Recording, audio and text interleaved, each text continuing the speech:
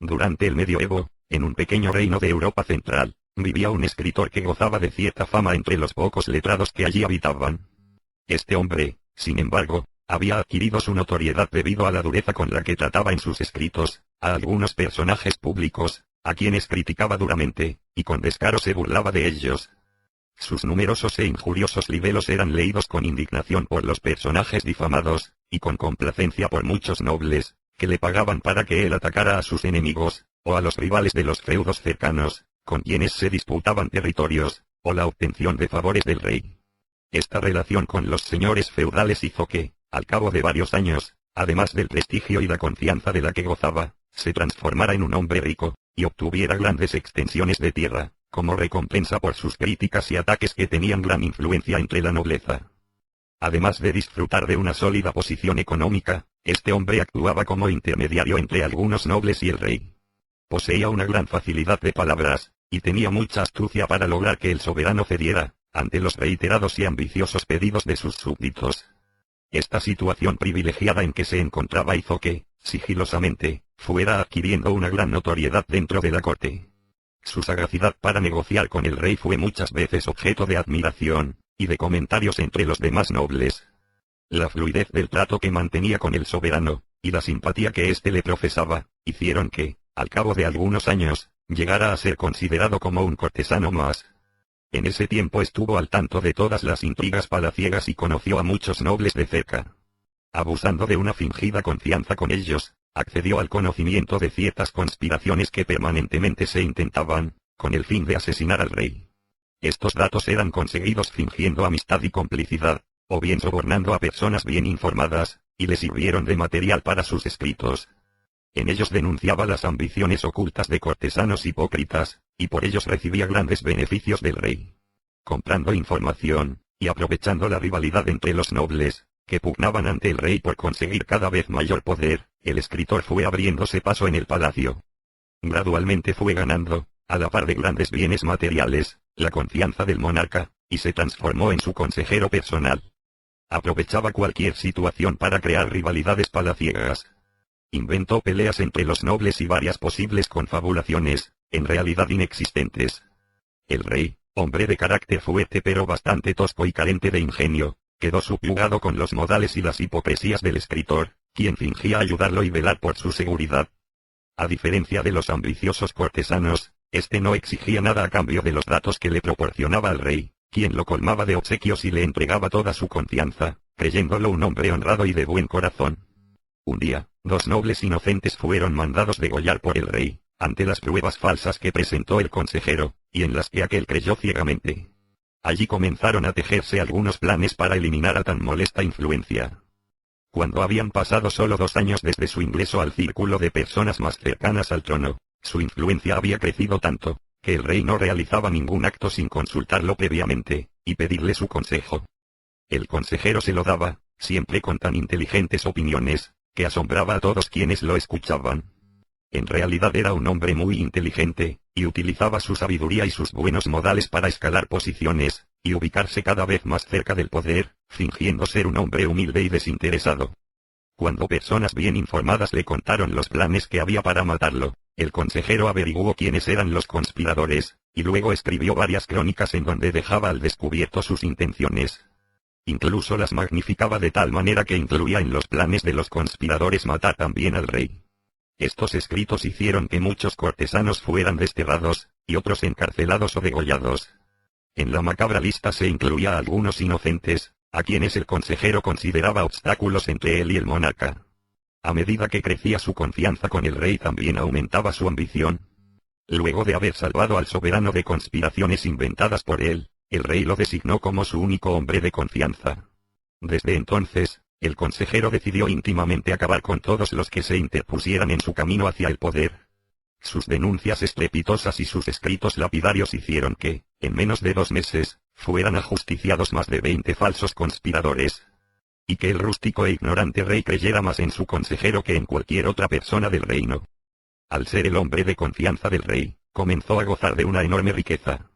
Y siguió empecinadamente, derribando a todos quienes intentasen ocupar su lugar. Mientras él permaneció cerca del trono, fueron muertos más nobles por traición que en los anteriores 100 años. Maravillado por el fiel colaborador que creía tener, el rey lo envió a negociar a un reino vecino algunos territorios que, desde hacía mucho tiempo, estaban en disputa. El reino vecino era considerablemente más grande, y su soberano era un hombre muy suspicaz, y de una vasta cultura. A poco de conversar con el emisario descubrió sus fingidas buenas intenciones, y sus modales hipócritas, que escondían a un hombre perverso y ambicioso. El rey le había dado a su consejero claras indicaciones sobre su negativa a ceder los territorios en pugna. En su tosco y simple modo de pensar, suponía que el rey vecino no tendría coraje como para declararle la guerra. Al contrario de lo que suponía, el rey vecino se mostró inflexible ante el consejero. Sabía que contaba con hombres suficientes como para vencer a su rival, y quedarse con su reino. Y esto era lo que en realidad pretendía hacer. Sin embargo, no dio a conocer sus intenciones y se limitó a expresar su negativa a ceder las tierras en disputa. Antes de que el consejero partiera nuevamente hacia su reino, un hombre enigmático, a quien había visto junto al rey, le contó las verdaderas intenciones del monarca. A cambio de un elevado soborno accedió a mostrarle los mapas y planes de ataque sorpresivo, que estaban preparados para el mes siguiente. A su regreso, el consejero evitó relatarle a su rey todo lo que le habían contado, y solo se limitó a transmitirle la negativa del monarca rival. Pasaron los días, y cuando solo faltaba una semana para que llegara el día del ataque sorpresivo, el consejero montó una noche su caballo, y sin que nadie lo viera partió rápidamente hacia el reino vecino. Una ambiciosa idea había rondado por su cabeza todo ese tiempo, hasta que finalmente decidió ponerla en práctica. Al amanecer llegó al reino vecino y pidió hablar con el rey. Con palabras ampulosas y frases grandilocuentes, le dijo enérgicamente que estaba enterado del ataque que pensaba dar a su reino, por sorpresa. El rey rival se mostró sorprendido, y sin poder sospechar quién era el traidor, negó al visitante que hubiera tal plan. Entonces el consejero, que había tomado nota de los datos que le habían vendido, se los transmitió con exactitud. Cuando el rey, desconcertado, estaba a punto de estallar de furia a raíz de la solapada traición, el visitante lo calmó. Luego le preguntó cuánto le costaría reunir a sus soldados y las armas, y cuán grandes creía que serían los gastos de la guerra, en el mejor de los casos. El rey rival, sin comprender qué era lo que el emisario quería saber, le dijo una cifra que consideraba probable. El consejero quedó unos minutos en silencio, y luego, para su asombro absoluto y desorientación total, se acercó imprudentemente a él y le dijo en voz baja: «Pues bien, os haré un trato. Por la mitad de esa suma os ofrezco matar a mi rey con mis propias manos, ese mismo día. Así podréis sitiar el reino y tomar el trono, sin mancharos con sangre vuestras dignas ropas». El monarca quedó pasmado ante la insólita proposición que recibió. Al ser presionado nerviosamente por el consejero para que le diera una respuesta, y sin poder salir aún de su asombro, le pidió con desconfianza que le diera mayores detalles de su plan. Entonces el traidor, con su envolvente y soberbia manera de hablar, le dijo que su rey le había expropiado sus tierras. Y que él, por una cuestión de honor, quería vengar la afrenta. Ante la gran expresividad y la forma elocuente con que relató su pérfida mentira, el rey quedó estupefacto, y aunque a regañadientes, terminó por creerle. Al ver vacilar al monarca, el visitante le pidió al rey que la noche del asesinato envíe a un soldado disfrazado, junto con él, para asegurarse de que cumpliría la promesa. Y si él no mataba a su rey, entonces el soldado podría matarlo él inmediatamente.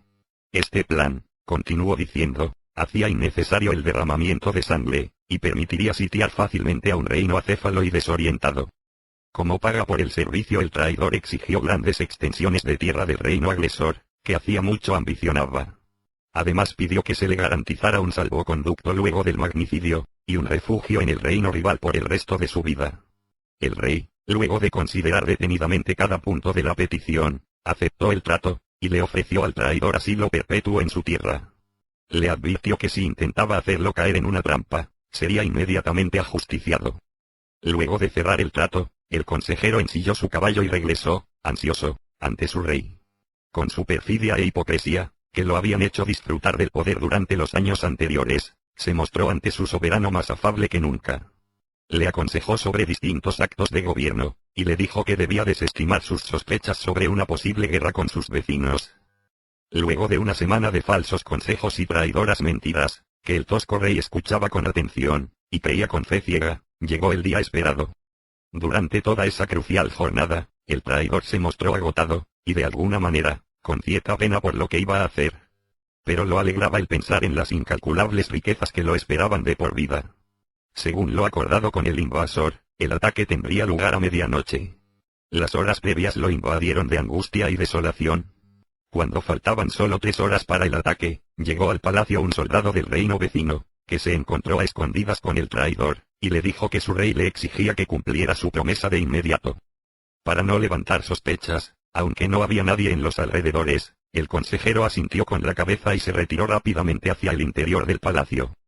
El soldado quedó montando su caballo, fuertemente armado, agazapado entre algunos arbustos, resguardado por la soledad y las sombras de la noche.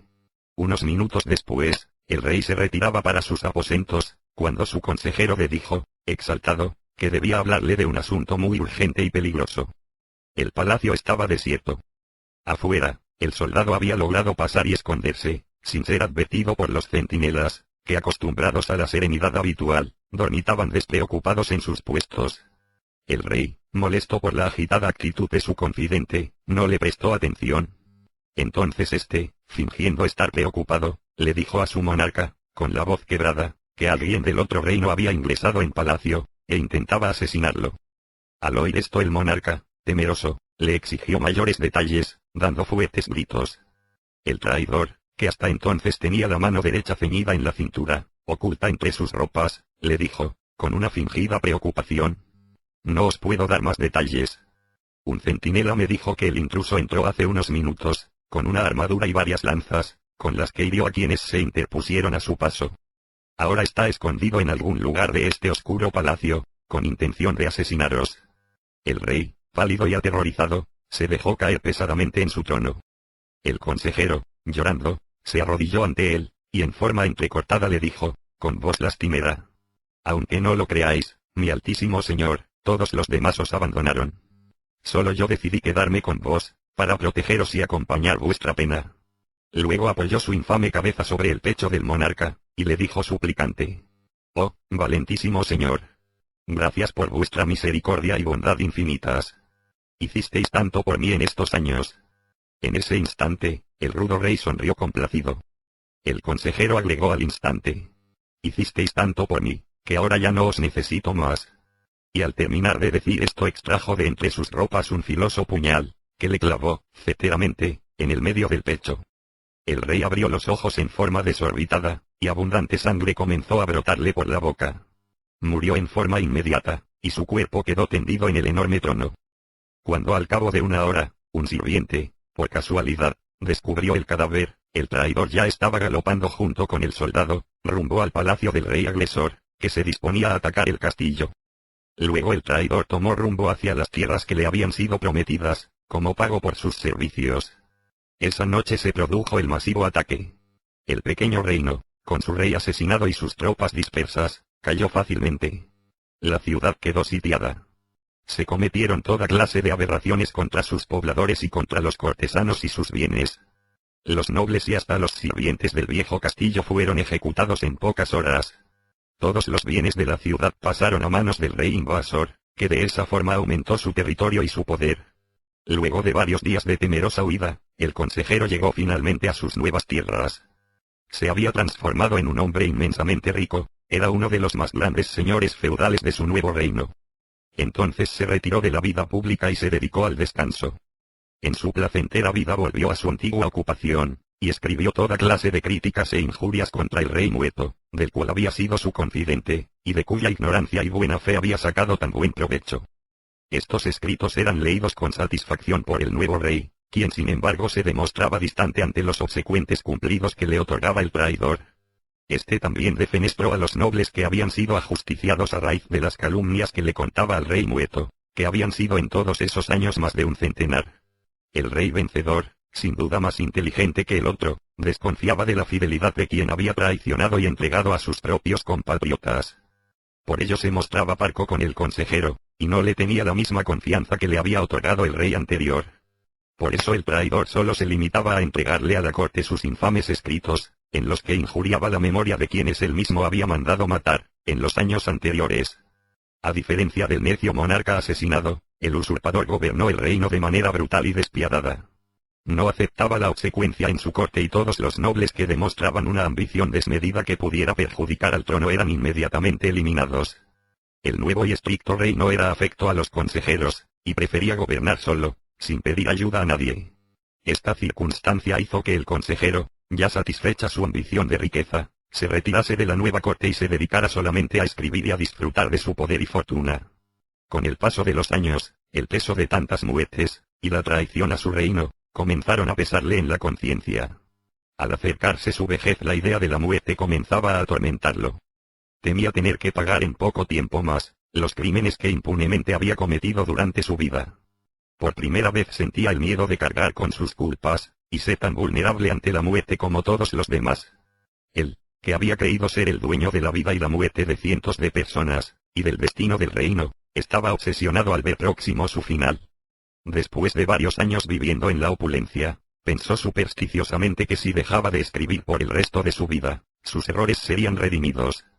Así fue como abandonó su antigua profesión y se dedicó, ya en sus últimos años, a vivir en un completo anonimato. Aunque interiormente se negara a reconocerlo, sentía, incluso en su cómodo exilio, una cierta nostalgia hacia su terruño, que vilmente había entregado a sus adversarios por su infinita ambición. A pesar de su riqueza, en el nuevo reino siempre fue visto por los demás nobles con desconfianza y desprecio, y siempre fue considerado un forastero. Si bien no estaba arrepentido de sus crímenes, ya que le habían permitido gozar de su inmensa fortuna, al llegar su ancianidad creyó que, aunque la justicia de los hombres no podía castigar sus actos, sí lo haría la divina. Estos pensamientos lo ponían a menudo melancólico y agobiado. El recuerdo del monarca asesinado lo atormentaba, ya que con el rey muerto había desaparecido la única persona en el mundo que le tenía un afecto sincero. Que no se acercaba a él por interés o por temor, sino porque confiaba neciamente en sus palabras, y le tenía una admiración especial por sobre todos los demás cortesanos. Al recordar esas épocas, el viejo escritor se sentía solo. Hasta llegó a pensar que en el fondo se había traicionado a sí mismo. Aunque gozaba de enormes riquezas de por vida, vivía en una tierra que le era extraña, y en donde nunca dejaría de ser un extranjero. El rey invasor, una vez cumplida su promesa, lo hizo a un lado y no dejó que interviniera en sus asuntos. Los demás nobles lo veían con desconfianza, con esa recia mirada con la que se observa a los traidores, o a quienes cometieron algún delito grave.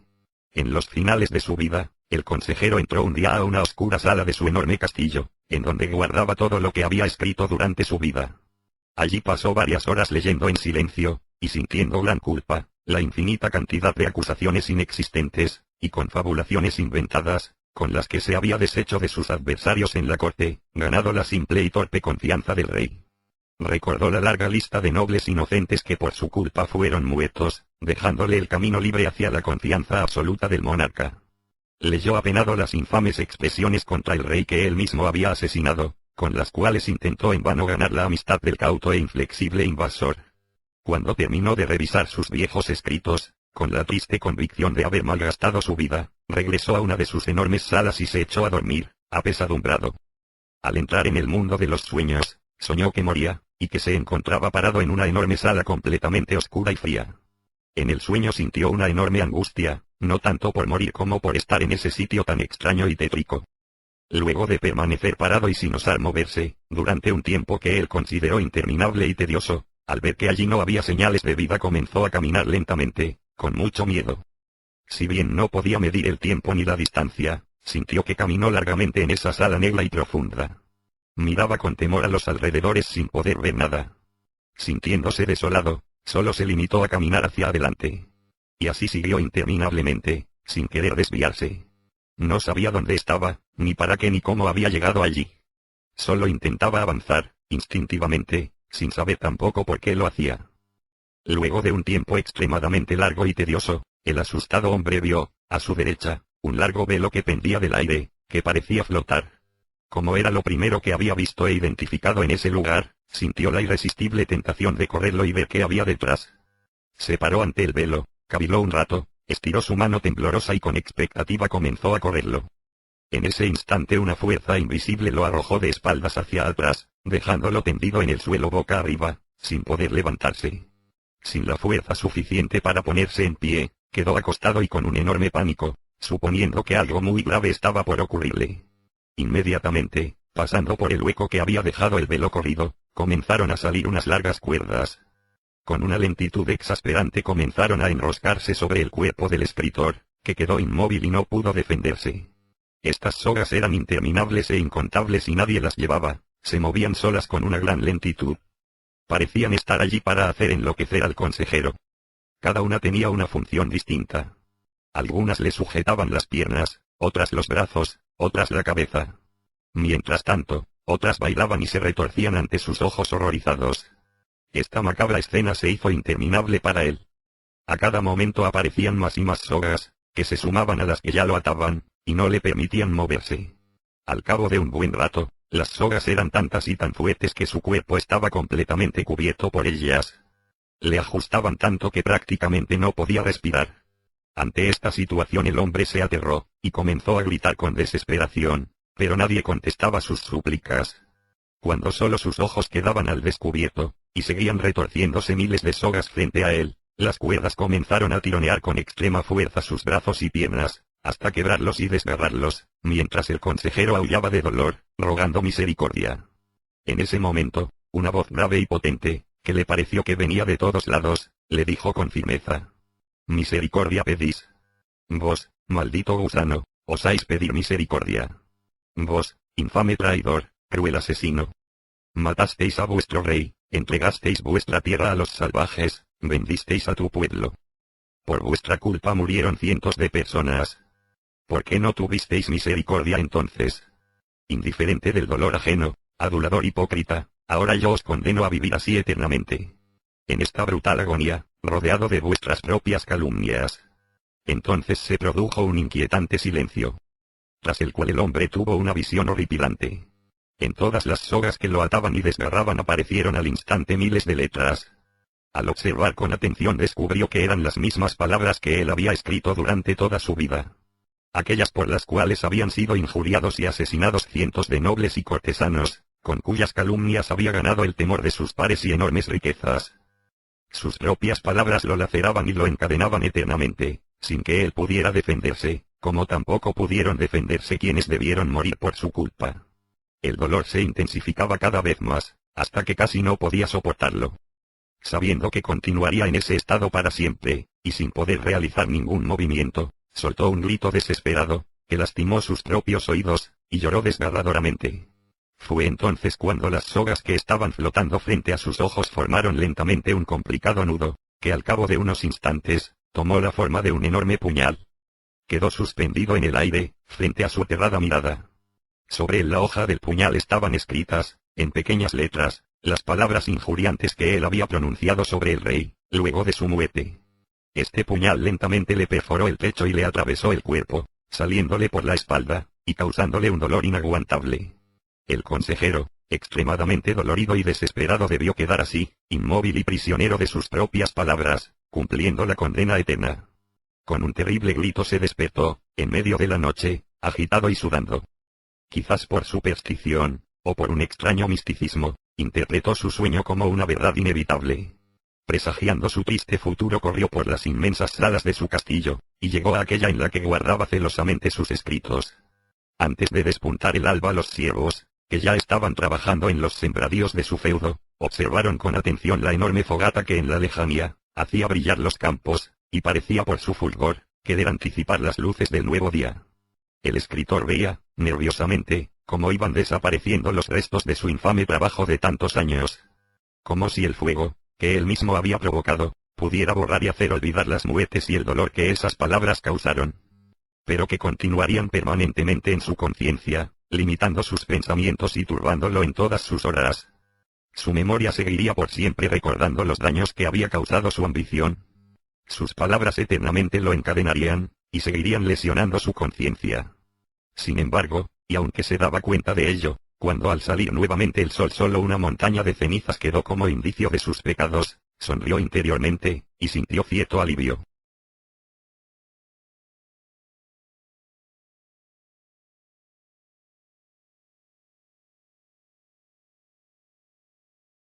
En la habitación oscura, iluminada débilmente por la tenue luz de la luna, una madre está pasando la noche en vela, cuidando a su pequeño hijito, que duerme sosegadamente en su cuna.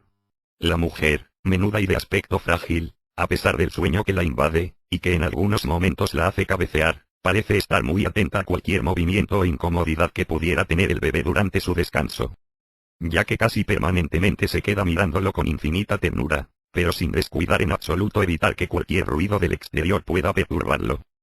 Hace unos instantes, cuando el sonido de una locomotora, en la lejanía, quebró el silencio nocturno, el bebé, inquieto, se despertó y comenzó a llorar levemente, y en forma entrecortada. Entonces la madre, que advirtió la molestia de su hijo, de inmediato se inclinó sobre él, y al darle unos suaves besos en las mejillas, y acariciarlo dulcemente, logró en pocos segundos que dejara de llorar y recuperara el sueño. Al ver que finalmente se había dormido, caminó unos pasos hacia la ventana y la cerró rápidamente, disminuyendo así el molesto chillido del noctámbulo tren. En cuanto la hubo cerrado, regresó rápidamente al lado de la cuna. Plena de felicidad, y con una gran dicha brillando en los ojos, se quedó mirando, absorta, a su pequeño tesoro, que plácidamente descansa con la seguridad de tener a su lado la mejor compañía. Ante el menor indicio de despertarse, o el más sutil y leve movimiento, allí está ella a su lado. Con sus pequeñas y frías manos lo acaricia, y le da tranquilidad en todos los momentos. Aunque en esta noche la mujer no podría, con ninguna otra cosa en el mundo, ser más feliz. En sus ojos, aunque dichosos, se trasluce el cansancio de varios días durmiendo menos de lo debido. Sin embargo, a ella eso no le importa. A pesar de su fatiga física y mental, luego de un día de agobiante trabajo, su pequeño bebé le hace ver la vida de una forma completamente distinta. Como si fuera un pequeño y maravilloso oasis, en medio de un desierto inhóspito y exasperante. Ella sigue allí, como vigía infatigable, cuidando lo más importante que tiene en el mundo. Como un cofre lleno de esperanzas e ilusiones, y de fe en el porvenir. Su mirada dulce y atenta controla permanentemente cualquier movimiento del pequeño. Y en sus ojos cansados se refleja la pequeña silueta del niño dormido. Indudablemente, los dos juntos forman un mundo distinto, armonioso y perfecto, alejado de los problemas, angustias y desesperanzas del agobiante exterior.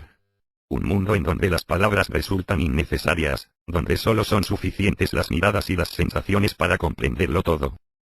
Sin quitar un segundo los ojos de la pequeña cuna, la madre querría que esos mágicos momentos durasen para siempre. Que esa inmensa complicidad y esa paz que hoy los unen se prolongasen, con la misma intensidad, por el resto de sus vidas. Con sus manos húmedas acaricia dulcemente el pequeño cuerpito. Con tanta suavidad y ternura que no llega a interrumpir el tranquilo sueño. Hace unos instantes, mientras disfrutaban de su tranquilidad, abstraída del resto del mundo, se recostó sobre su sillón y cerró por un momento los ojos, tratando de imaginar qué le esperará al pequeño bebé en el futuro.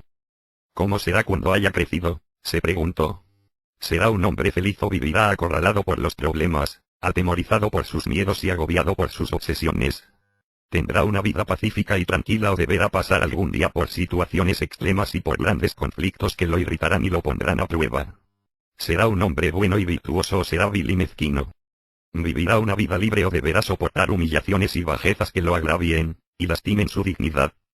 ¿Será una persona honrada, querida y respetada por quienes lo conozcan o será despreciado y agredido? ¿Tendrá algún talento especial? ¿Será alegre o melancólico? ¿Será rico? ¿Pasará privaciones y sufrirá por ello? ¿Me necesitará y me querrá? ¿Será avaro y guardará mezquinamente su dinero, actuando con la soberbia de los que tienen demasiado y olvidan el dolor ajeno? Estos pensamientos, que se le presentaron rápida y desprolijamente a la mujer en unos pocos segundos, hicieron que en su cara asomara, aunque muy fugazmente, una mueca de preocupación, que desapareció cuando, a raíz del insistente ladrido de unos perros callejeros, el niño se despertó agitadamente y comenzó a llorar. Y ella, con una infinita ternura, lo levantó entre sus brazos, colocando dulcemente su cabecita sobre el pecho. Todas sus dudas de madre tardarán en desvanecerse. Y aunque quede todavía mucho tiempo por delante, su rostro empalideció por unos momentos cuando imaginó el día, por ahora lejano, en que su hijo deberá decirle adiós, apartándose de su lado como un ave que abandona el viejo nido y parte buscando nuevos horizontes. Pero inmediatamente, al ver sus pequeñísimas manitos asidas entre sus dedos, y su carita alegre y distendida, una profunda e intransmisible satisfacción volvió a iluminarle el alma. Sus ojos desvelados, llenos de emocionadas lágrimas, clavaron su vista en ese pequeño tesoro, que, sin que él pudiera darse cuenta, le había cambiado la vida para siempre. Aferrando el pequeño cuerpito contra el suyo comenzó a llorar de alegría, y trató de guardar para sí esos momentos irrecuperables y únicos, que marcarán a los dos, inexorablemente, por el resto de sus vidas. Tratando de borrar la expresión amarga que le habían provocado sus dudas anteriores, lo imaginó, ya adulto, como un hombre digno, dueño de su propia libertad, respetado por sus pares y querido por su familia. Y que, a pesar de tener una buena posición económica, jamás olvidaría a los que tienen menos que él. Mientras imaginaba, dichosa, este venturoso futuro, el pequeño, que seguía en sus brazos, volvió a despertarse e hizo un ademán como para sollozar. En ese instante la mujer, rápidamente comenzó a moverlo suavemente y a mascullarle algunas palabras indescifrables, con las cuales el niño inmediatamente dejó de llorar y desplegó una placentera sonrisa que le iluminó la cara. Durante algunos instantes madre e hijo quedaron, mágicamente, con las miradas entrecruzadas. En esos momentos, sin necesidad alguna de palabras o gestos innecesarios, ambos se entendieron perfectamente. Comprendiendo los dos, entonces, que la auténtica y verdadera felicidad solo existe en esas pequeñas y simples ocasiones, en las que nos parece que el mundo hubiera sido creado solo para que nosotros las viviéramos. Al cabo de unos segundos el bebé volvió a dormirse. Y la mujer, sigilosamente, lo dejó de nuevo en la cunita y lo tapó en absoluto silencio. Pasarán los años, y ya adulto, seguramente algún día volverá a recordar esa mirada, que quedará para siempre impresa en su alma, y que quizás, luego de haberla perdido en la memoria, volverá a él, en sus momentos más difíciles, como un bálsamo espiritual que calmará su angustia y sosegará su espíritu. Tal vez tenga una vida feliz, sea virtuoso, respetado y bueno, o tal vez esté atormentado por sus problemas, marginado por sus semejantes y humillado por quienes estarán por sobre él. Quizás la vida se le presente hermosa y llena de ilusiones, o quizás deba sortear innumerables adversidades para lograr la felicidad. El tiempo despejará todas las dudas, y hará realidad o destruirá las actuales ilusiones. Pero todo eso, por ahora, no tiene importancia. Ya habrá tiempo, en algunos años, de sufrir por los fracasos y de disfrutar los triunfos. De ilusionarse, decepcionarse, y ver nacer nuevas y mejores esperanzas. Por ahora él duerme, ignorándolo todo, en un estado de pureza total. Su madre lo vigila, tiernamente, y vela por él. Ante un leve indicio de volver a despertarse, se inclina ante su cuna, lo besa dulcemente y vuelve a su sillón, dichosa, con lágrimas en los ojos. Y al lado de esta apacible escena, todo lo demás resulta superfluo. Domingo 14 de diciembre de 1997. A quien lea estas líneas. Espero no importunarlos demasiado, ni es mi intención hacerles perder demasiado tiempo a los eventuales lectores de esta carta. Que por otra parte deseo sea lo más breve posible, ya que no estoy de ánimo como para escribir demasiado. El único fin que me lleva a realizar esto es no crear una confusión inútil e innecesaria, que solo alargaría y haría más penosas las próximas horas para mis familiares, y quienes me quieren de verdad. Es por ello que escribo esto, para dejar todo aclarado desde un principio y evitar todo tipo de investigación posterior. Luego de esta breve introducción, pasaré a presentarme y a aclarar mis intenciones por este único medio. Yo, Ramiro Ramírez, divorciado, de 35 años de edad. Siendo el legítimo propietario de esta casa y en pleno uso de mis facultades mentales, he decidido en el día de la fecha, más precisamente dentro de unos 10 minutos, poner fin a mis días, o dicho más directamente, suicidarme. La decisión final la he tomado hace solo un par de horas, aunque venía rondando en mi mente desde hacía ya algunas semanas. Como el cuaderno en el que escribo esta nota lo dejaré sobre la mesita ratona que se encuentra al lado de la entrada de mi departamento, y quizás sea hallada por la policía o por mis vecinos, luego de encontrar mi cuerpo, pasaré a explicarles cómo pienso suicidarme. Para que se descarte de plano cualquier hipótesis sobre accidente, homicidio o cualquier cosa así. Esto es un suicidio. Me mataré por mano propia y por propia voluntad. Lo hago estando perfectamente consciente y libre de cualquier atadura exterior. Confieso que en las últimas 24 horas no he tomado alcohol, ni me he drogado, ni recibí visita alguna que pudiera convencerme o inducirme a hacer esto, ni vi varias horas de televisión. Por lo tanto estoy en perfectas condiciones físicas y mentales, como bien podrán comprobar los señores forenses que en las próximas horas realizarán mi autopsia, a la que me prestaré sin oponer ninguna resistencia, y de muy buen grado. Ahora que ya entendieron que esto es absolutamente voluntario, y que no soy forzado por nada ni por nadie, les pasaré a contar cuáles son mis planes, para despejar cualquier otra presunción. Al finalizar de escribir esta carta dejaré el cuaderno en el lugar que describí antes. Me dirigiré a la cocina y la cerraré herméticamente, sellando puertas y ventanas, y tirando las llaves al tacho de la basura. Una vez que haya hecho esto cumpliré mi última voluntad, como si fuera un condenado. Y luego encenderé todas las hornallas del gas y la del horno, que dejaré abierto. Y me pondré a dormitar recostado sobre la mesa, hasta que el gas haga efecto sobre mí. Por lo tanto esta madrugada o mañana a primera hora, ahora son las 11:30 de la noche, quienes entren encontrarán mi cuerpo tendido sobre la mesa y, espero, también esta carta en el cuaderno, que estará sobre la mesita del pasillo. Como quedan pocos renglones para terminar la segunda página, y una carta suicida no debe ser demasiado extensa, me despido de todos ustedes, les deseo una buena semana y unas felices fiestas, y ahora me voy a matar. Sin otro particular, los saludo atentamente. Ramiro Ramírez. Adiós. Goodbye. Au revoir. Auf Wiedersehen. O como cuerno sea que se dice en alemán. Sayonara. Es adiós en japonés. Chao. Arrivederci Roma. Adiós mundo. Ahora sí. Tuve unos minutos de flaqueza y escribí cualquier cosa para perder el tiempo y estirar un poco más mi vida. Pero, ¿para qué? Bueno, ya tomé fuerzas de nuevo. Tuve recién un poco de miedo porque nunca me había suicidado antes, pero ya está. Ya pasó. Hasta siempre. Si no fuera porque me mato, me gustaría conocerlos. Pero ya es tarde. Es tarde. Muy tarde. Postdata.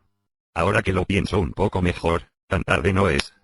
Si pude aguantar esta vida miserable durante 35 larguísimos años, puedo esperar unos minutos más. Total, matarse un poco antes o un poco después, ¿qué diferencia hace? Hace unos 10 minutos, cuando finalicé el párrafo anterior y logré superar el miedo, fui hasta la cocina, prendí las hornallas y me recosté sobre la mesa, intentando buscar el sueño. Pero ¿quién puede dormir cuando está a punto de llevárselo la parca? Entonces volví a sentir miedo y comencé a recordar cómo pude haber llegado hasta esta situación. Recopilé vagamente algunos hechos de mi vida. Pensé un poco en voz alta, y decidí venir a compartirlos con ustedes. Porque creo que es bastante desagradable toparse con un cadáver y solo conocer su nombre, y algunas garabateadas escritas casi sin pensar.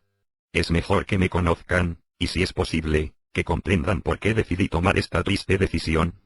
De inmediato apagué el gas, cerré bien la llave de paso.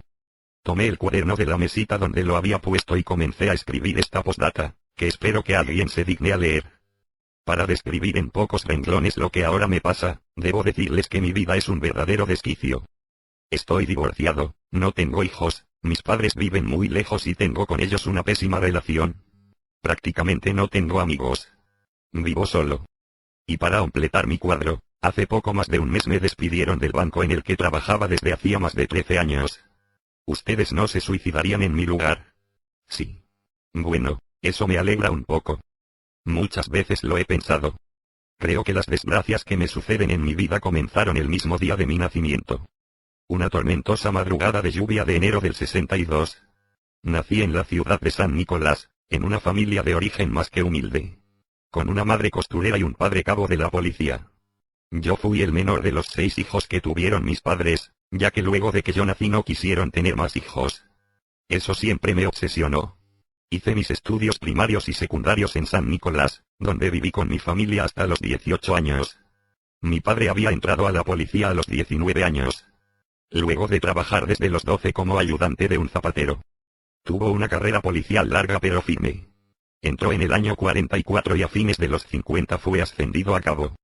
Luego de una brillante trayectoria de más de 40 años se jubiló en el 85, como sargento.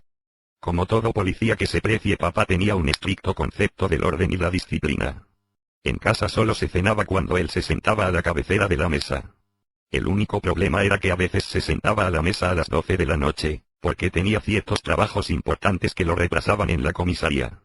Yo por pudor nunca indagué acerca de esos trabajos, que lo hacían llegar tan tarde, y casi siempre con un humor de perros. Aunque me lo imaginaba y se me atragantaba la comida. Sin embargo, papá era muy querido por sus colegas, que lo bautizaron como el Dogo, aunque tampoco quise saber nunca el porqué de tal apodo. Mi madre, por supuesto, siempre aceptaba, aunque de mala gana, las reiteradas impuntualidades de papá, pero ya las había asumido y las soportaba con una total sumisión. También 2 de mis hermanos mayores habían ingresado a la policía, por lo tanto con semejante familia mi casa era lo más parecido a una comisaría. o más bien a una cárcel. Durante toda mi infancia y adolescencia aprendí los códigos de disciplina impuestos por papá. Era un hombre de pocas palabras. Su vocabulario se componía solo de monosílabos e insultos. Prefería demostrarnos a sus hijos su autoridad sin necesidad de consejos, reprimendas o amonestaciones. Tenía un método más práctico y eficaz, arreglaba las cosas a los golpes. Una pequeña falta era castigada con irse a la cama sin comer. Una falta mediana con una buena paliza, y una falta grande, por ejemplo faltar al colegio para ir a jugar a la pelota, directamente a azotes con su cinturón. Esto lo notarán los señores forenses al ver las marcas que aún conservo en el cuerpo, como recuerdo imborrable de papá. Mamá, en cambio, era buena y comprensiva, e intentaba ocultarle nuestras travesuras. Aunque cuando él las descubría consideraba a mi madre cómplice en primer grado. Que nunca supo lo que quería decir pero que lo había aprendido por los expedientes de la comisaría.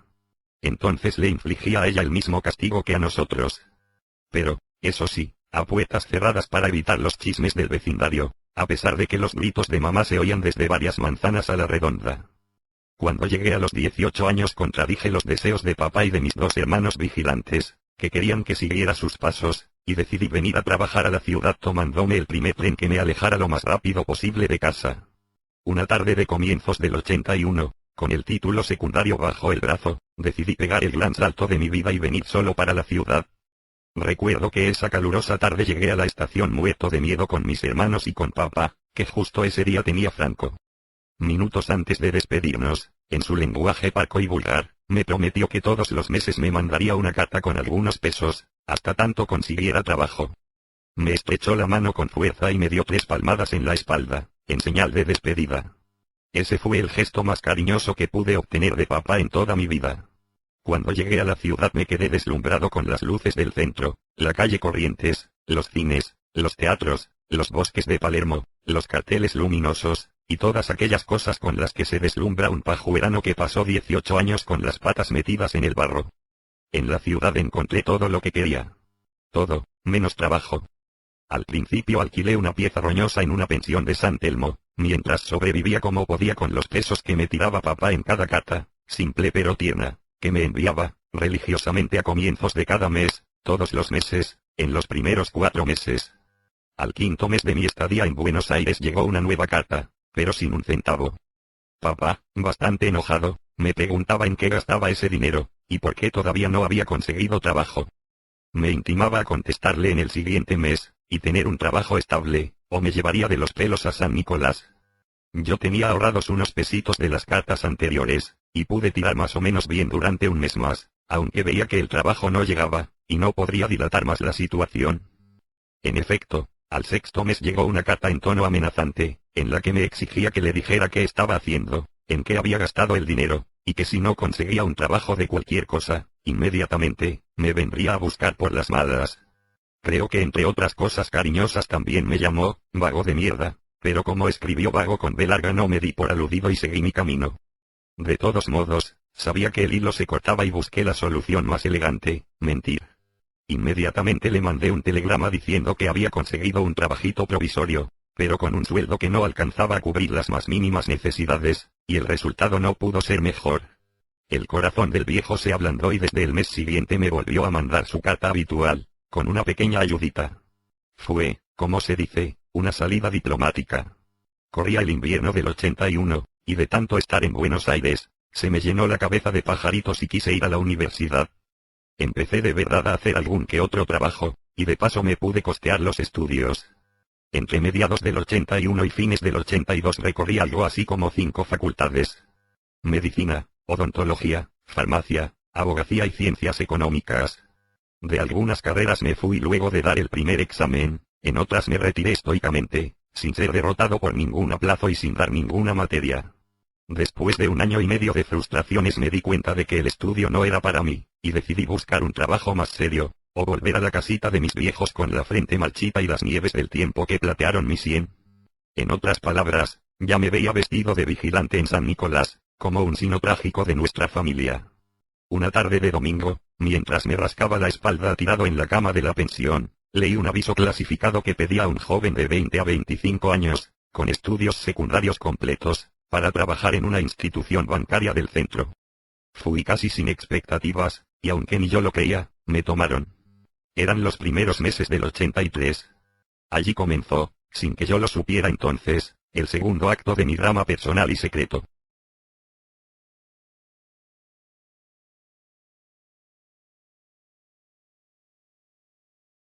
Pero no tengo por qué relatarles toda la historia de mi vida. Si al fin y al cabo yo solo soy el culpable de todos mis males. El hecho de estar escribiendo esto es solo una excusa infantil para alargar una situación que ya no da para más. La única solución es acabar ahora mismo con todo esto. Y cuando yo digo ahora mismo quiero decir ahora mismo. Esto ya no va más. Dejaré de escribir inmediatamente y tomaré la decisión que vengo postergando desde hace ya una hora. Ya son las 12:30 y la agonía, cuanto más larga, peor es. Dejaré de escribir ya mismo. Ya mismo. Ya mismo. Ya mismo. Ya mismo. Hace varios minutos que estoy dando vueltas por el living de casa y repitiendo ya mismo. Pero ahora es cierto. Debo dejar de escribir ya mismo. Ya. Ya, ya, ya, ya. Ya debo decidir qué hacer, o me mato o sigo escribiendo, y contándoles mi vida. Decidan ustedes, ¿qué prefieren? ¿Que les siga contando mi vida o que me mate? ¿Prefieren que me mate? Está bien, tendrán una muerte en su conciencia. Y todo por no querer compartir el dolor de un hombre desesperado. Está bien, me mato por culpa de su indiferencia, de su insensibilidad. Vivimos en un mundo lleno de dolor y de sufrimiento, pero solo pensamos en nosotros mismos. Somos egoístas, a nadie le importa el sufrimiento ajeno. La vida es un largo camino lleno de tristezas, errores, arrepentimientos tardíos, frustraciones. Es sin duda, la obra de Dios, un ser perfecto, cuya obra es, sin embargo, imperfecta. ¿Acaso será Dios perfecto? Habiendo concebido una obra que dista de su sublime perfección, Dios creó al hombre a su imagen y semejanza. A todos los hombres dignos y los villanos, los justos y los injustos, los leales y los traidores, los probos y los canallas, los hombres de fe y los ateos. ¿Cuáles de entre todos ellos están hechos a su imagen y semejanza? Todos o ninguno. La obra de Dios es perfecta y el hombre la denigra y envilece con su pecado. O por el contrario, no existe tal obra, y todo es producto de la mera fatalidad. Oh, misterio de la vida. Oh, misterio de la muerte. Oh sublime Salvador, ilumina nuestras almas y despeja nuestras dudas. Oh. Oh. Oh. Ya es casi la 1. ¿Cómo vuela el tiempo, que lo parió? Bueno, los dejo porque me tengo que matar. Ahora sí. Estoy definitivamente decidido. Voy a la cocina a suicidarme para siempre. Espero verlos de nuevo pronto, así seguimos charlando de estos temas tan amenos. Perdón. Me olvidaba. Happy New Year. Adiós. Hasta siempre jamás. Jamás de los jamases. Bueno, ya está. Ya está. Adiós. Postdata de la postdata. No me van a creer lo que me pasó. Dejé nuevamente el cuaderno sobre la mesita del pasillo, y me dirigí con absoluta decisión hacia la cocina. Prendí todas las hornallas, miré con tristeza a mi alrededor, cerré la puerta con llave. Luego de comenzar a percibir las primeras emanaciones de gas letal, que me llevaría a la muerte, un pensamiento vago pero molesto comenzó a rondar por mi mente. Intenté obviarlo y no darle importancia, pero continuaba y se hacía cada vez más persistente. Sacudí la cabeza varias veces, intentando en vano quitarlo, pero volvió al cabo de unos segundos, tan fuerte como una punzada en el estómago. Era, en efecto, una punzada en el estómago. Como en estas últimas horas me hallé en medio de tantos oscuros pensamientos y tétricas decisiones, olvidé una de las cosas más importantes que todos los seres humanos necesitamos para seguir viviendo. La sensación era molesta y desagradable, pero ya la había padecido antes varias veces, en situaciones extremas. Tenía hambre. En efecto, con tantas horas de angustia y desolación me había olvidado de comer desde hacía por lo menos 12 horas. Había pasado ya la 1 de la mañana, y hombre al fin, pecador al fin, caí en la tentación. Recordé que en la heladera me había quedado una pata y un muslo de pollo que habían sobrado desde el día anterior. No pude resistir. Aprovechando que el gas ya estaba encendido desde hacía algunos minutos, saqué el pollo de la heladera, abrí todas las ventanas y lo puse en el horno, que también estaba encendido desde hacía largo rato. Luego de unos cuantos minutos a fuego lento, lo saqué dorado y tierno como pocas veces había comido antes, y disfruté de mi banquete solitario, que, quizás por ser impensado, me resultó exquisito. Y aunque no me devolvió las ganas de vivir, porque por más que sea, un pollo no es más que un pollo, al menos me sirvió para retrasar mi decisión fatal por algunos minutos más. Ahora son las 2 de la mañana. Si no les resulta molesto, mientras hago la digestión espero entretenerme relatándoles algunos episodios más de mi desgraciada vida. Como les contaba antes de mi último intento de suicidio, en el 83 conseguí trabajo definitivo en el banco del que me despidieron hace algunas semanas. Era un banco pequeño, discreto, pero con casi 50 años de trayectoria, y una buena cantidad de clientes y ahorristas. La paga para mí era más que suficiente, y para mis padres como una bendición del cielo, ya que veían que al fin en la gran ciudad había tomado por buen camino. Tuve muy buenos compañeros de trabajo y guardo de casi todos ellos el mejor de los recuerdos. Aunque no todo lo que reluce es oro, y también suceden cosas desagradables, allí conocí a la que sería mi futura esposa, y hoy es mi ex esposa. De la cual, por respeto a ustedes, a ella y a mí, pienso decir lo menos posible. Solo, en honor a la verdad, puedo decir que ella fue primero mi ex compañera de banco, luego mi ex novia, más tarde mi ex mujer, y ahora es un excremento. ¿Les gustó el chiste? A mí tampoco, con el agravante de que es verdad. Lo único que me molesta de morir es no tener el placer de verla a ella muerta antes que yo. Placer que ella tendrá, por supuesto, y que será el último que le daré. Nuestra historia fue muy tierna. Nos conocimos en la misma oficina. Nos enamoramos, nos casamos, estuvimos casados durante 4 años y hace 3 que nos divorciamos. Yo no volví a tener pareja pero ella sí. ¿A qué no saben quién? Otro empleado del mismo banco donde trabajamos. De la misma oficina donde trabajamos y que trabaja justo enfrente a mi escritorio. Ustedes no querían matarse en mi lugar.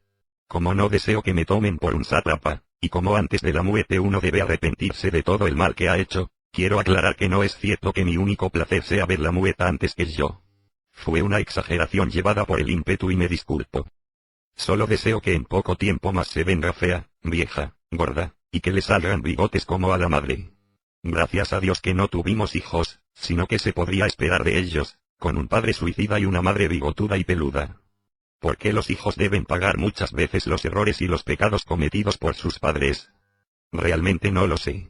Se lo preguntaré a Dios cuando lo vea. Pero no solamente con el matrimonio sufre el hombre. Así que también debí sufrir la tiranía y el despotismo de mi jefe, y la obsecuencia de sus subalternos. Mi jefe se llamaba, aún se llama, pero ya no es mi jefe porque me echó, Lorenzo Hernández. Ocupaba el cargo de jefe de personal. Aún hoy lo recuerdo dando órdenes a los gritos, paseándose como un emperador romano entre los escritorios de los empleados. Corrigiéndoles todo casi permanentemente y gozando de sus influencias, con los ejecutivos del directorio, de cuyos contactos alardeaba con todo el que hablara con él. Recuerdo su calva brillante, que frotaba para secar la perspiración con ridículos pañuelos de seda. Recuerdo su pedantería, su altivez con los subordinados, su estúpido orgullo. Se contaba por los pasillos del banco que allá por el año 87, cuando la institución estuvo a punto de quebrar por los manejos fraudulentos del corrupto directorio, este cínico hombre nombró a un humilde empleado, un pobre diablo llamado Ramírez igual que yo, para ocupar su puesto, y así usarlo como pantalla para no comprometerse con su firma, ni la de sus superiores, en un caso de transferencia de los fondos de los pequeños ahorristas a grandes empresarios, que querían quedarse con el activo del banco. Además de eximirse de responsabilidad ante despidos masivos que el directorio había ordenado. Cuenta la historia, siempre repetida casi en secreto, que el tal Ramírez se negó a aceptar estos manejos turbios, a pesar de que fue tentado con una abultadísima suma de dinero en concepto de comisiones. Y que luego de discutir con su jefe prefirió renunciar a su puesto antes que aceptar este soborno. Luego de esto, su lugar lo ocupó un tal Hidalgo, uno de los amigotes de los directores, que despidió a diestra y siniestra a muchísimos empleados que quedaron en la calle. Y los negocios turbios, una vez fuera el tal Ramírez, siguieron viento en popa. Muchos pequeños ahorristas perdieron su capital depositado en el banco. Los directores y sus amigos acrecentaron sus cuentas en el Uruguay, y por supuesto, nadie investigó nada y todos quedaron con su buen nombre y honor intacto y bien limpito. También nos enteramos, y espero que esto no sea cierto, que el empleado Ramírez se había matado luego de perder su trabajo. Aunque muchos lo niegan y dicen que se radicó en otro país, lo cierto es que nunca supimos más nada de él. Sería el colmo que, mientras los dueños se llenaron los bolsillos haciendo estas travesuras, alguien haya preferido dejarlo todo para defender sus ideales. Si esta historia fuera cierta, el tipo este cambió su vida por no entregar su dignidad, y tipos así creo que ya no quedan en este mundo perverso y miserable. De todos modos, aún ahora, a 10 años de aquellos hechos que les relaté, cuando alguien realiza una obra desinteresada o ayuda a otro sin pensar en las consecuencias, los empleados del banco suelen decir, a modo de agradecimiento, te portaste como Ramírez. Espero que Dios se haya apiadado de su alma, y de la de todos los que, en medio de la basura en la que vivimos todos los días, en situaciones extremas prefieren perder sus bienes materiales, su salud o su vida, pero salvaguardar el bien más preciado que Dios le regaló a cada hombre, su dignidad. Antes de esta perorata les nombré a mi ex jefe, el distinguido señor Hernández, de quien tuve el honor de recibir hace un mes y medio, junto con varios de mis compañeros, un hermoso telegrama de despido. Sucede que el banco se tecnificó, y mis jefes descubrieron que una linda computadora puede hacer el trabajo de varios hombres, más rápido y más barato. Por lo tanto me transformé de la noche a la mañana de empleado, en prescindible, que es peor pero queda mucho más elegante. Ahora yo me pregunto, ¿inventarán algún día una computadora que también haga el trabajo de los directivos y jefes de las empresas? ¿Ellos serán también prescindibles? Me parece que no, creo que los prescindibles, es decir, los que estamos de más en los trabajos y en el mundo, somos solo los simples empleados, los que dependemos de un mísero sueldo para poder sobrevivir. Mientras que los señores dueños de las grandes empresas tecnificadas seguirán por los siglos de los siglos con sus respectivos culos apoyados en sus cómodos sillones, mirando cómo aumenta cada vez más la productividad de sus empresas, y planeando futuros grandes negocios, que realizarán junto con los gobiernos a los que votan, paradójicamente, los prescindibles como yo, y varios otros millones de pobres idiotas. Es por eso que, entre otras muchas desgracias, como me di cuenta a tiempo de que vivo en un país de mierda, que está a su vez ubicado en un mundo que se está volviendo cada vez más una mierda, decidí acabar de una vez por todas con mis insípidos días. Solo deseo pedirle a Dios dos cosas, que si existe la reencarnación, y me es dado volver a la tierra, vuelva reencarnado en una computadora para poder tener el trabajo asegurado. Y de no ser posible esto, y si pudiera volver como hombre, no quiero llevar de nuevo esta vida tan insulsa. Quisiera volver como un soñador, como un loco o un tonto idealista, como aquel Ramírez que sigue vivo en todos los que aún creen que la vida vale la pena. Pero miren quién les dice todo esto. Un futuro suicida. ¿No ven que en el mundo está todo patas arriba? Debo confesarles que el haber escrito todas estas cosas, y quizás, ¿por qué no?, sea también mérito del pollo, me ha hecho sentir un poco mejor que hace unos instantes. Lo que no quiere decir, necesariamente, que vaya a desistir en modo alguno de mi firme propósito de matarme. Es una decisión tomada y no puedo ni quiero echarme atrás, porque comprendí, tal vez un poco tarde, que la vida no tiene sentido para mí. Para mí ni para nadie. El mundo está gobernado por la sinrazón, por el caos. Las cosas suceden sin ningún orden ni sentido alguno. El bien y el mal no son valores absolutos sino meras nociones subjetivas, acomodables según las circunstancias. Poco podemos hacer en forma individual para modificar las cosas que nos rodean. Solo nos queda observar lo que pasa, y esperar inermes el devenir de los acontecimientos. No cambiamos nada, no modificamos nada. Solo miramos, miramos y esperamos. Y yo me cansé de eso.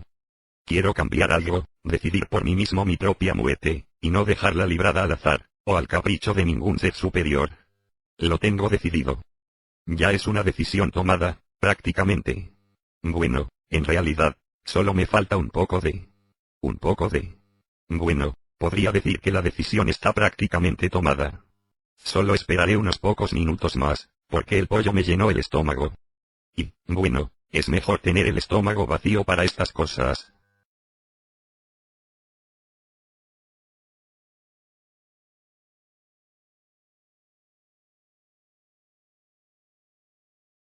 Sin embargo, ya son casi las 3 de la mañana.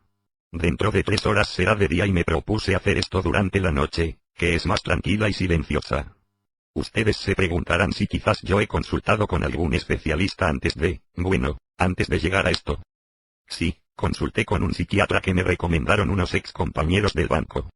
El doctor Francisco Peralta. Fui a verlo una sola vez. Me escuchó, me recetó unas pastillas azules y otras verdes, y me dijo que volviera a verlo cada 15 días. Fue, por decirlo de alguna manera, un debut y despedida. No me inspiró ninguna confianza, ya que me pareció que no escuchó ni una sola palabra de lo que le dije. Pensé que era plata tirada a la calle, y para tirarla prefiero pagarle la mensualidad a mi exmujer. Además, me enteré de que este buen doctor atendió durante un año entero al tal Ramírez del que les hablé antes. Y si es verdad que se suicidó, entonces el tratamiento no le sirvió de mucho. Mi caso es similar pero más económico. Yo me mato igual, pero gratis. Tocaron las 3. Ahora sí. Ya no puedo esperar más. Haré lo que dije, ya no tengo excusas. Adiós, me voy para no volver. Perdón por la cursilería, por favor táchenla cuando la lean. No quedan más palabras. Iré ya mismo a la cocina, sin dudar. Que Dios me perdone. Última postdata, creo. No puedo creer que esto me esté pasando en serio. Acabo de fracasar en mi tercer intento de suicidarme, de la manera más ignominiosa y ridícula.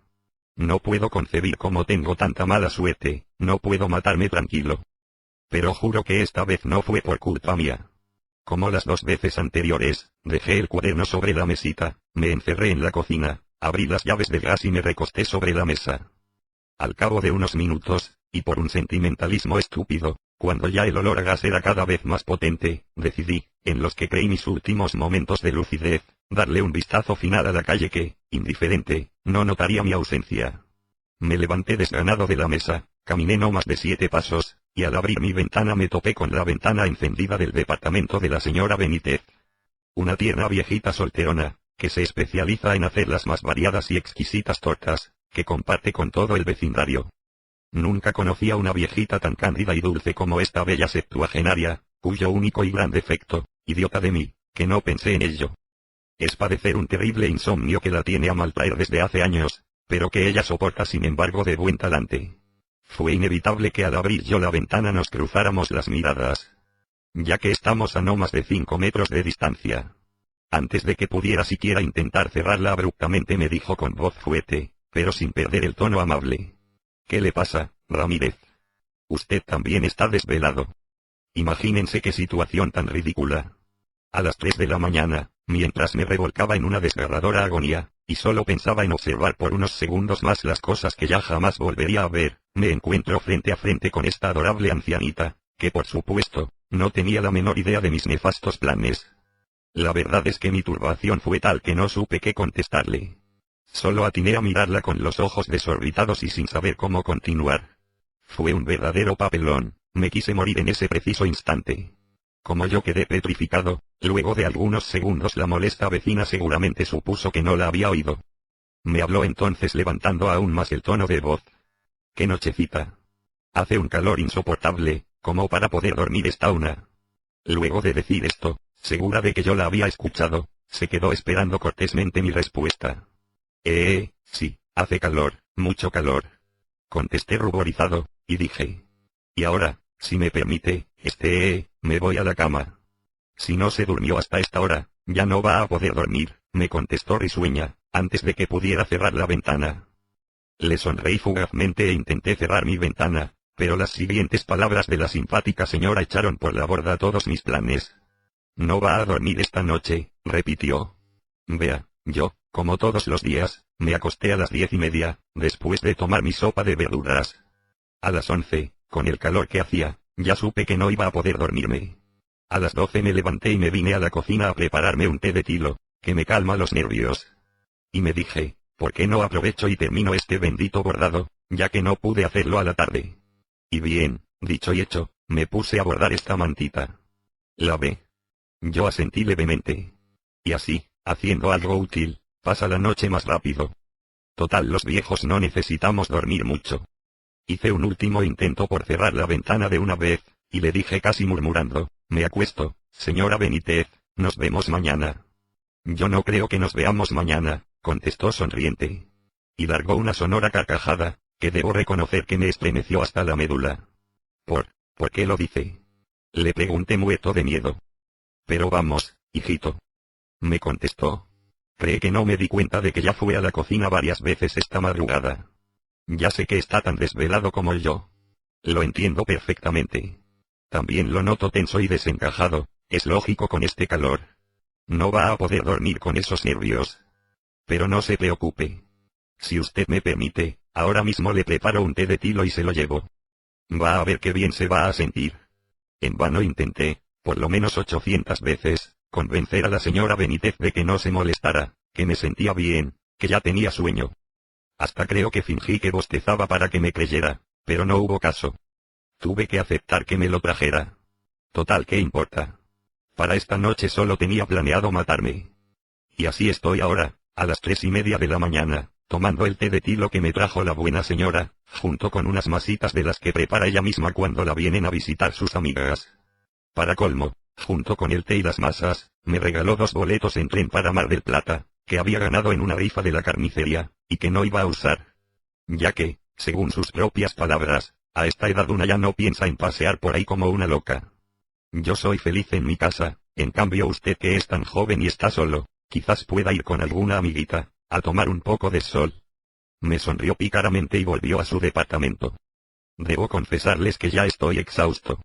No sé por qué no me maté hace 4 horas, cuando empezó todo esto. Los pasajes son para salir el viernes 26, y regresar el lunes 29. Es decir, justo en medio de las fiestas. Y me los regaló justo a mí. Que en esa fecha voy a estar, bueno, ustedes me entienden. Lo que pasa es que no puedo pronunciar esa palabra. Porque me da miedo, ¿y qué? Igualmente los guardé en el bolsillo del pantalón y le di las gracias. Al fin y al cabo, es la última vez en mi vida que recibiré un favor de alguien. Ya son las 4:10. Sigue con la ventana encendida. No puedo matarme justo enfrente de su ventana, después de lo buena que fue conmigo. Sería una falta de respeto. A ver si la mato del susto. Bueno, esperaré que apague la luz y luego iré yo. Ya esperé tanto.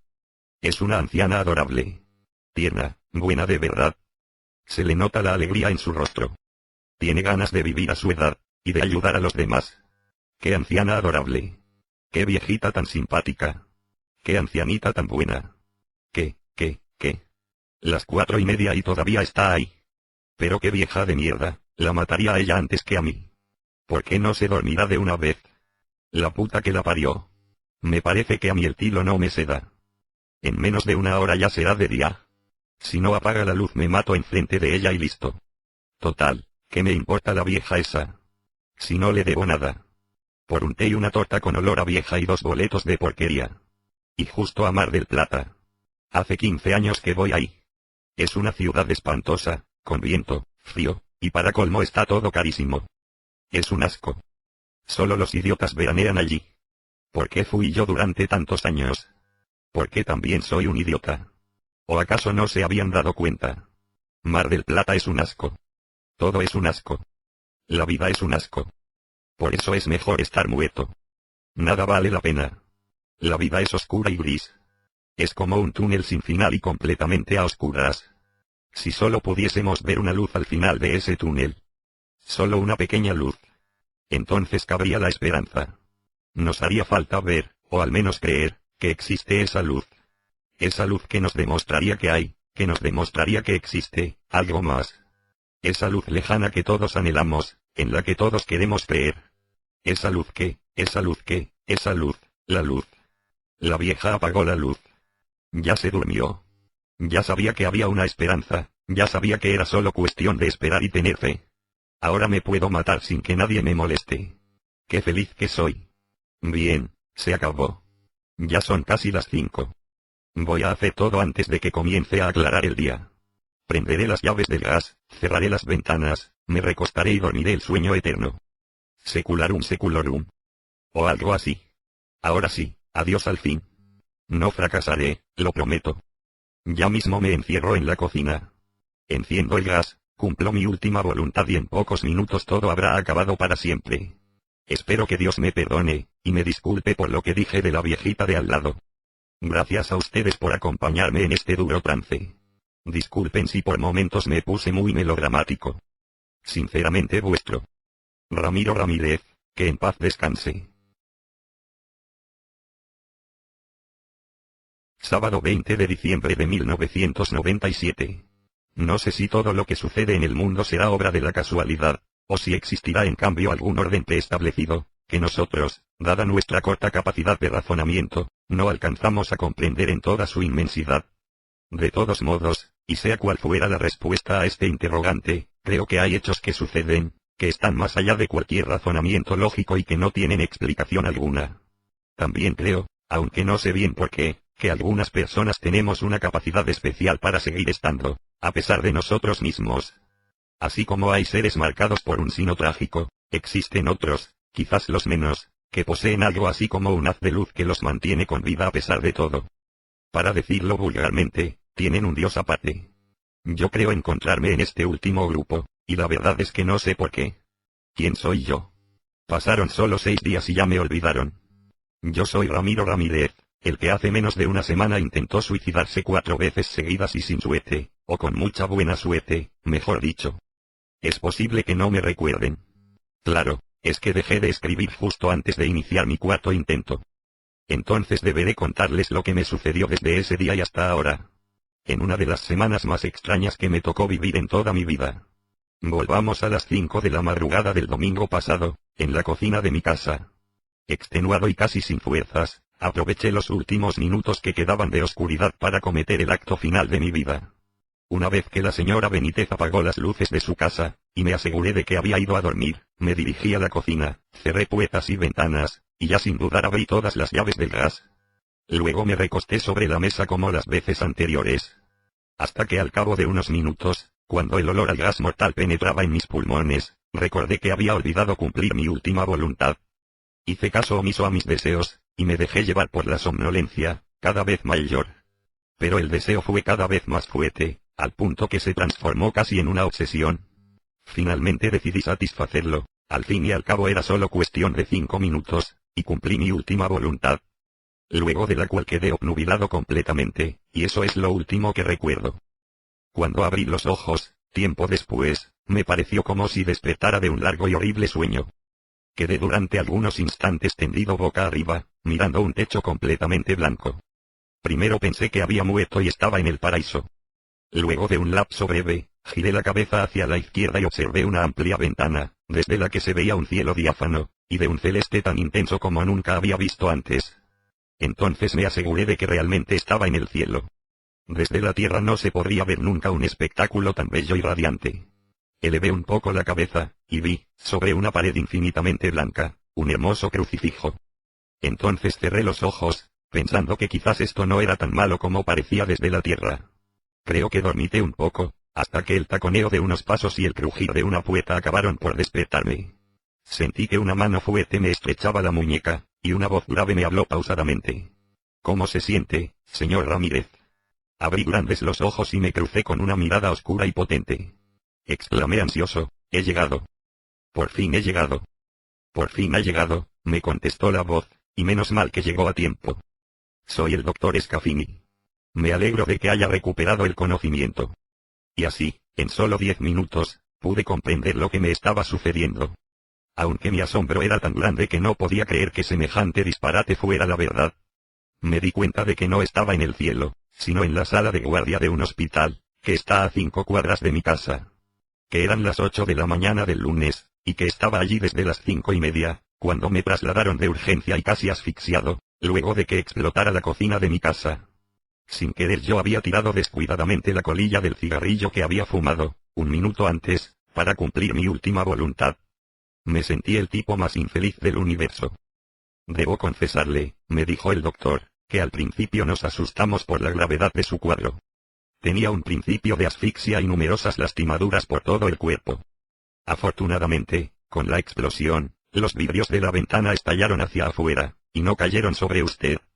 La rápida intervención del encargado del edificio y de sus vecinos hizo que el fuego no se propagase, y lograron sacarlo de allí en menos de 5 minutos. Por suerte solo tiene quemaduras de mediana importancia, y una fisura en el brazo derecho. En ese momento me di cuenta de que mi brazo enyesado colgaba de unas cuerdas sostenidas por un aparato. Además tiene una ligera contusión en la cabeza, me dijo, pero el hecho de que haya recuperado tan pronto el conocimiento, me sorprende y me tranquiliza. La verdad, mi amigo, es que tuvo una suerte inmensa.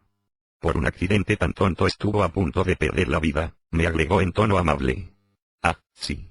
Dije yo, aún incrédulo. No sabía si darle las gracias al cielo o si golpear al médico con el brazo enyesado. Luego me revisó detenidamente y me dijo que durmiera lo más posible. En una semana me darían el alta, si no había complicaciones respiratorias, y no sé qué otras cosas.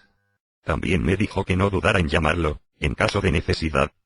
Y me repitió 1000 veces que había tenido una suerte inmensa, gracias a mis valientes vecinos, que jugaron su vida para sacarme de la cocina en llamas, y salvarme casi de milagro. Pensé en iniciar una venganza despiadada contra mis vecinos metidos y molestos. Pero luego desistí. Al principio no comprendía el optimismo desmedido del médico. Tenía el brazo derecho colgando e inmóvil. Sentía dolores por todo el cuerpo. Estaba rojo como un camarón, y había más cardenales en mi espalda que en todo el Vaticano. No estaría mejor muerto. Al menos si estuviera muerto no me dolería nada. Y lo peor de todo era el dolor moral de admitir que había sido un accidente. No pude decir la verdad, sino que iban a pensar de un imbécil que ni siquiera es útil para matarse solo. Yo mismo me tuve una profunda lástima en los primeros días. Por lo menos cada 2 horas venía a visitarme una simpática enfermera. Con una sonrisa permanente se dedicaba a hacerme tragar pastillas de las más variadas formas y colores. Me cambiaba la bolsita del suero, me ponía inyecciones en el brazo sano, en la espalda tullida y más abajo también.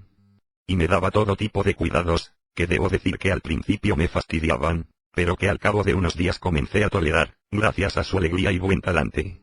Con el paso de los días nos hicimos casi amigos. Fue mi principal compañía. Me enteré de que era soltera, que no tenía novio, y que pensaba pasar las fiestas junto con sus padres. Rebosaba juventud y felicidad. Eso me hizo sentir cada vez más a gusto, cuando estaba junto a mí. A partir del tercer día de internación, comenzaron a llegar las visitas más inesperadas. Viejos compañeros del banco venían a pasar sus horas libres conmigo, me contaban chistes, anécdotas e intentaban por todos los medios que yo levantara el ánimo y me sintiera mejor. Comencé a sentir una sensación imprecisa, extraña y dulce a la vez. Después de mucho tiempo de abatimiento, tristeza y agonía, me di cuenta de que realmente le interesaba a alguien. De que podía ser feliz con lo poco que tenía. Fui sintiendo de a poco la embriagadoramente bella sensación de sentirse querido. Mis viejos compañeros prometieron visitarme en mi casa. Se comprometieron a ayudarme a repararla, y a costear los gastos de los arreglos. Me dijeron que preguntarían si alguien necesitaba un empleado con 15 años de experiencia en un banco. También llegaron varios de mis vecinos salvadores, a algunos de los cuales casi ni los conocía. Me demostraron su afecto, y me dijeron que pensaban repartirse los gastos de los arreglos entre todos los copropietarios. Conocían mi situación económica penosa. Yo cada vez estaba más abrumado y confundido con tanta generosidad. Era como si todos demostraran, y sacaran a la luz de día, sentimientos que generalmente dejamos escondidos, y no nos atrevemos a expresar. Algunos de ellos también me invitaron a pasar la noche buena en sus departamentos. Ya que el mío, por el momento, estaba inhabitable. El jueves por la tarde recibí un corto pero emocionante telegrama de mis padres. Me conmovió hasta las lágrimas, ya que hacía 2 años que no nos escribíamos siquiera. Eso terminó por cambiar en mí muchas de las cosas negativas que habían usurpado mi mente en los últimos tiempos. Después de todo, había una esperanza, en la cual ni siquiera me había percatado. Sentí, por primera vez en mucho tiempo, que la vida tiene un sentido. Finalmente ayer viernes, recibí la visita de la dulce señora Benítez, que me trajo una hermosa torta de frutilla y chocolate, que por supuesto el médico no me dejó ni probar. La señora Benítez lucía su sonrisa amable y dichosa, aunque ella tendría motivos para quejarse. Tenía un brazo sujetado al cuello con un pañuelo, y la pierna izquierda vendada hasta la rodilla. Perdóneme que no vine el mismo lunes, se disculpó. Pero mire cómo quedé. Hacía pocos minutos que había logrado dormirme. Como el calor era inaguantable, dejé abiertas de par en par las ventanas de mi dormitorio. Me sobresaltó el ruido terrible de la explosión. Antes de que pudiera levantarme cayeron sobre mí miles de pedacitos de los vidrios astillados de la ventana de su cocina. Por suerte, los mismos vecinos que lo socorrieron a usted me trajeron de urgencia para acá, porque estaba toda ensangrentada. Menos mal que pude volver a casa el mismo día. Como ya tengo menos dolores hoy me levanté temprano, y le preparé esta torta. Espero que le guste, y que desde ahora tenga más cuidado cuando fume. Ya me parecía que en su casa había una pérdida de gas. Esa noche había sentido olor a gas varias veces, se lo iba a comentar en la mañana. Pero usted, vea que tuvo suerte. Casi se mata por la imprudencia. Yo creo que tendría que agradecerle a Dios por la suerte que tuvo. Usted es creyente. ¿No es así? Bueno, más o menos. Contesté titubeando. entonces dele gracias a Dios. Si no, déjeme eso a mí. Desde el lunes pasado rezo por usted todos los días. Espero verlo pronto por casa. Pero por favor, no fume. Es malo para su salud. La viejita se quedó un rato más dándome ánimo. Luego se fue porque sus dolores eran muy intensos. Me dejó una sensación agridulce. Una mezcla de dolor e impotencia. Pensar que lastimé a la persona más buena que conozco. Y para colmo, sin querer. Luego me quedé pensando sobre una de las tantas paradojas de esta loca historia. Muchos dicen que el cigarrillo acorta la vida. Sin embargo, yo le debo mi vida a un cigarrillo. Desde ahora creeré que el hábito de fumar no es un vicio, sino un don de Dios. Alabada sea la nicotina, y bendito el alquitrán. Bienaventurados sean los que fuman varios atados por día, porque de ellos será el reino de los cielos. Sección fumadores. Hoy sábado, miro hacia atrás y me parece que es otra persona la que intentó la imperdonable estupidez de querer quitarse la vida. Otra persona que era parte de mí, y que murió bajo las llamas. Y se lo merecía. Porque el que no comprende el milagro de levantarse cada día, no merece vivir. En estos 6 días aprendí más cosas sobre la vida y la amistad que en mis anteriores 35 años. Siento como si hubiera muerto una parte triste y mala de mí mismo, y hubiera nacido otra. Más alegre, más vital, más verdadera. Esta mañana el médico me dijo que entre el martes y el miércoles próximo me dará el alta, y podré volver a mi casa. Es decir, a lo que quedó de ella. Luego vino mi apreciada enfermera. Recordé a la señora Benítez y le obsequié la torta, que ella se llevó a su casa con todo gusto. Tomé fuerzas de no sé dónde y le dije a la enfermera, mientras me colocaba una inyección, no me pregunten dónde. Yo no quería molestarla, pero, me preguntaba que, bueno, el martes me dan el alta, y justo tengo, 2 pasajes para Mar del Plata, en el tren del viernes, para volver el lunes. Bueno, me preguntaba, si no fuera molestia para usted. No quería acompañarme. Ella largó una carcajada, y me dijo, ya tiene ganas de bromear, qué bien. Luego de eso se fue tan rápido como había venido. No sé si seré muy viejo para ella, o si estuve inoportuno. Quizás no sea muy romántico hacer una invitación así mientras a uno le están pinchando el culo. Debo decir que el desplante no hizo mella en mi amor propio. ¿Qué amor propio puede tener un tipo que hasta hace una semana pensaba matarse oliendo gas? Lo cierto es que insistiré el lunes o martes. Si recibo otra negativa, entonces no iré. Aunque también podría ir solo. O con algún ex compañero del banco. O con algún vecino generoso. O con la señora Benítez, que fue tan buena conmigo. No pensaré en eso ahora. Dejaré que surja solo. Después de todo, no me importa con quién vaya. Iré yo. Porque quiero ir. Y porque me di cuenta de que, salvo por muy pocas cosas que nos preocupan y que nos amargan, la vida sigue valiendo la pena. Si surge cualquier otra novedad en estos días. Por ejemplo, si nuevamente decido matarme, les escribiré de nuevo. Ramiro Ramírez. Vivito y coleando. Mar del Plata, lunes 29 de diciembre de 1997. ¿Cómo les va? Desde estas hermosas playas les escribe Ramiro Ramírez. Sí, el mismo que hace 15 días intentó suicidarse. Menos mal que aún recuerdan mi historia, porque la verdad es que ya no tengo ganas de volver a escribirla, y menos aún de repetirla. En este medio mes que transcurrió desde aquella agonía fatal mi vida dio un giro de 180 grados. Gracias a que pude comprender a tiempo una serie de cosas, que de tan elementales que son, las había pasado por alto. Hoy es lunes y termina mi fin de semana de descanso, que pude tomar gracias a la generosidad de la señora Benítez. Dentro de 2 horas deberé estar en la estación de tren, y emprenderé mi regreso a Buenos Aires. Allí mis generosos vecinos, tal como me lo prometieron, se quedaron reparando la cocina de mi casa. Me dijeron ayer por teléfono que está quedando como nueva. Debo confesarles que no tengo más que agradecimiento hacia todos ellos, ya que me hicieron comprender, sin proponérselo, que estar vivo vale la pena, y que todavía se puede creer en la generosidad de los demás. Como el sábado en la noche tuve una buena racha en la ruleta, decidí gastar el domingo todo lo que gané en regalos y chafalonías para todos ellos, y para mis ex compañeros del banco.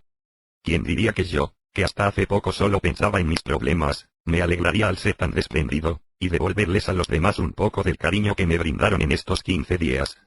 La verdad es que no me reconozco. Lo cierto es que aquí estoy, créanlo o no, disfrutando de unas breves pero reconfortantes vacaciones. Y sobre todo gozando de todas aquellas cosas pequeñas, que antes no me detenía a observar siquiera. Porque luego de ver a la muerte a la cara, y de sentir los más oscuros y siniestros pensamientos, no saben cómo se gozan los pequeños instantes que nos da la vida. Si hasta el frío y el viento de esta ciudad, que siempre detesté, me parecieron magníficos. Y me alegro de ser uno de esos tantos idiotas, como yo mismo había dicho, que eligen disfrutar de todo lo que tienen a su alrededor, sin pensar solamente en los males y las desgracias que los afligen. Nunca como en estos días había visto puestas de sol tan exuberantes, ni había aspirado brisas tan embriagadoras. Simplemente porque me conformaba con tener una vida gris, vacía y sin alegría. Y era esa vida la que no tenía sentido. Esta vida, en cambio, llena de pequeños goces espirituales, es la que merece la pena ser vivida, y de la cual el intentar alejarse o quitársela es el acto más absurdo y abominable que cualquier hombre pueda cometer. Pero antes de continuar escribiendo, y como puedo imaginar la sonrisa perversa que estarán esbozando, debo contestar francamente a la pregunta que se estarán haciendo con malicia. Vine solo. Cuando el martes pasado el doctor Scafini me firmó el alta del hospital, logré tomar fuerzas e invité por segunda vez a la enfermera, a acompañarme en este viaje. Su risotada esta vez fue aún más estentórea que la anterior, acompañada también con un toque de insolencia que terminó por irritarme. Y como tanto mis ex compañeros como mis vecinos tenían compromisos previos y rechazaron mi propuesta amablemente, decidí venir solo para relajarme.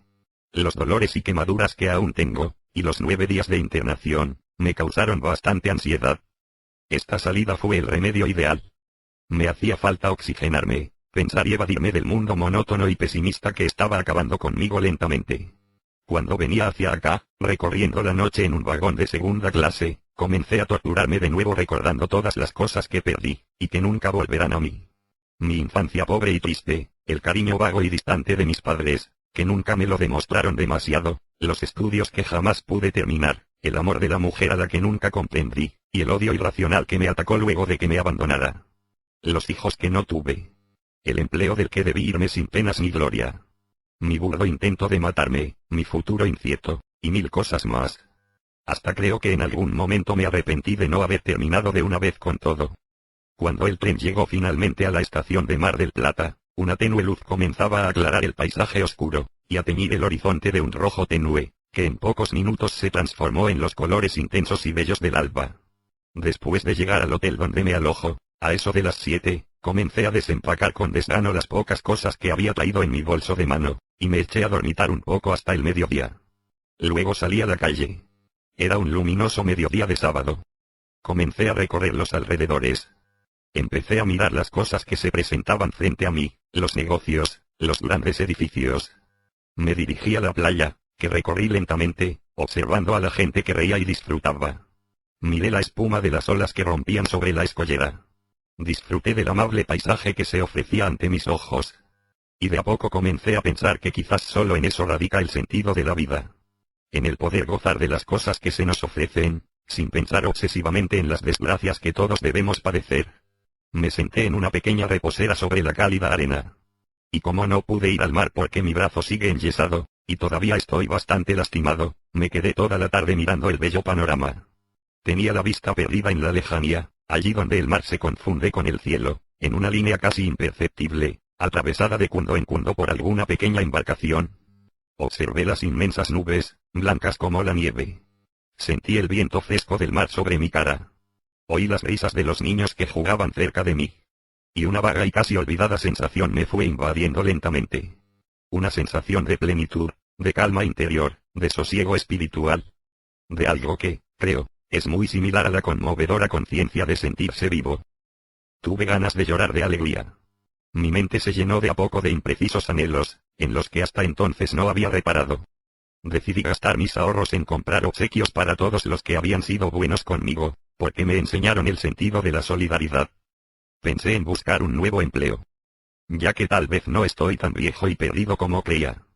Se me ocurrió que mi infancia no había sido tan mala después de todo, y planeé una visita sorpresa a mis padres para las fiestas de fin de año.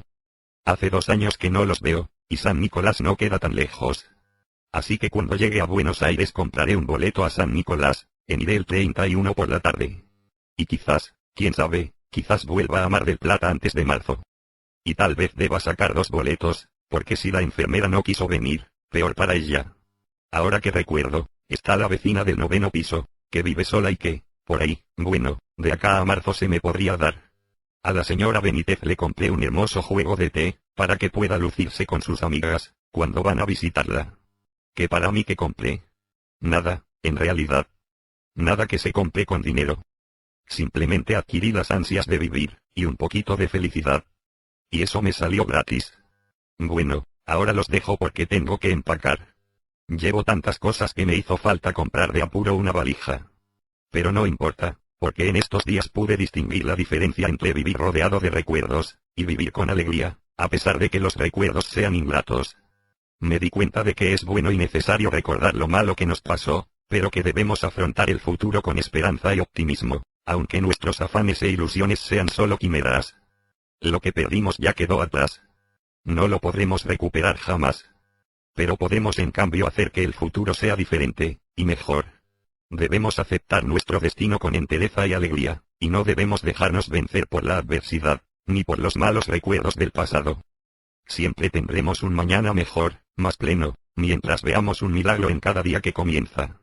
Y seremos felices cuando recordemos con nostalgia, pero sin amargura ni rencor, todos los días que se fueron. Pero que seguirán para siempre haciendo mella, para bien o para mal, en nuestra mente y en nuestro corazón. Porque, si no fuera por nuestros recuerdos, ¿cómo podríamos recuperar las cosas que perdimos? Sinceramente, un amigo que los quiere. Ramiro Ramírez.